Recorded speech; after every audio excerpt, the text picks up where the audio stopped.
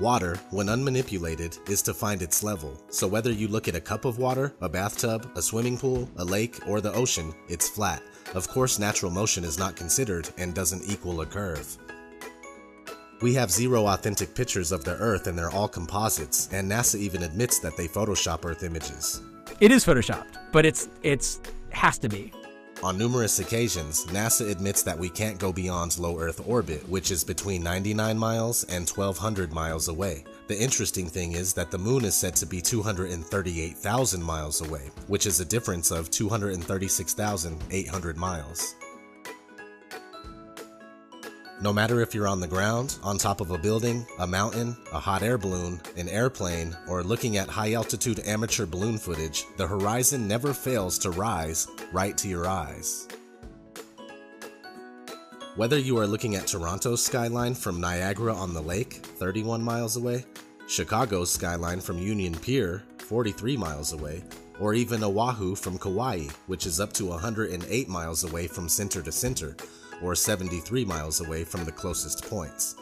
You will not see any curvature where it's supposed to be. According to the Pythagorean theorem, which states that the curvature of the Earth is 8 inches per mile squared, Oahu should not be visible whatsoever, but you can see the whole thing. In 1887, Albert Michelson and Edward Morley conducted what's known as the Michelson-Morley experiment. This experiment was attempting to prove the speculated motion of the Earth around the Sun, and when it failed, Albert Einstein was forced to form the theory of relativity to overcome this problem. In fact, anytime mainstream science is faced with undesirable results, they create a workaround, which isn't real science at all.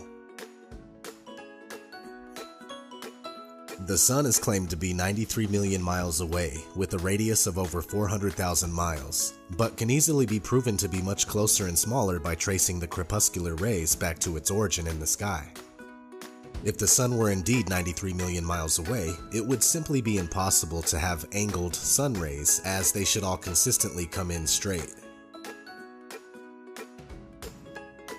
According to the globular theory, a lunar eclipse occurs when the Sun, Earth, and Moon are in a direct line, but it is on record that since about the 15th century, over 50 eclipses have occurred while both the Sun and Moon are visible above the horizon. F.H. Cook, The Terrestrial Plane. It's a common misconception that the shadow of the Earth causes moon phases. Even the pastors and priests of the science religion readily admit this fact. The interesting thing about moon phases is that they are always the exact same 8 phases repeated. But if we were circling around the Sun, these 8 phases would inevitably be reversed from the summer to winter seasons.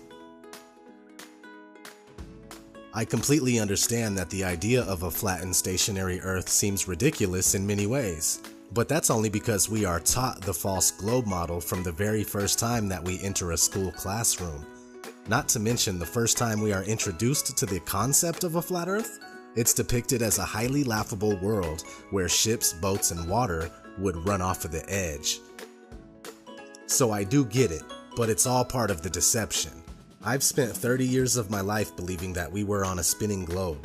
It wasn't until I unbiasedly and scientifically investigated the flat Earth claims that I started to realize that there is more to this theory than I originally gave it credit for. Now, after almost 2 years of research, I'm certain that the Earth is flat. We are told that the Earth spins at 1,040 miles per hour, while the Earth travels around the Sun at 66,000 miles per hour. Meanwhile, the whole solar system is going inside the Milky Way galaxy at a speed of 490,000 miles per hour. And finally, the entire Milky Way galaxy is darting through infinite space at over 1 million miles per hour. Most people believe this. And yet every experiment ever conducted to prove even the simple spin of the Earth has failed. The same thing goes for curvature. It's never been proven, and the only time we see it is in movies, NASA CGI, or when we're looking through a distorted fisheye lens.